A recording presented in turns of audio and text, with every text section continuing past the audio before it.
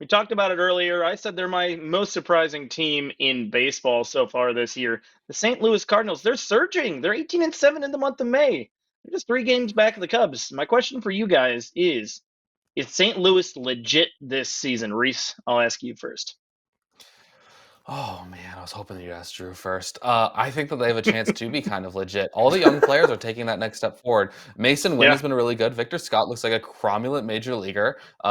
Pedro Pajes and their catching tandem has been fantastic. Nolan Gorman's Hmm. looking good in a pinch hitting role. Jordan Walker's showing signs of life. Oh, and by the way, this Yeah. rotation is led by one of the more underrated pitchers in all of baseball, Sonny Gray. Matthew Liberatore has been good. Miles Michaelis should not be pitching in Major League Baseball, but that's a different discussion entirely. Yeah. Eric Fetty has been good. Andre Palante is a really good a guy who can bounce between being a starter and being a reliever. I think they are Yeah. semi legit in a division that is. I think the Cubs are the class of the division, but I think the Cardinals aren't that far behind them. For sure.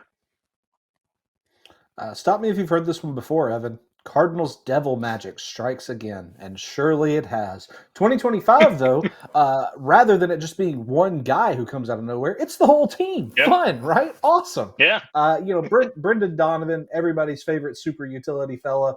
Yep. Mason Wynn has, as Reese said, really taken that step forward.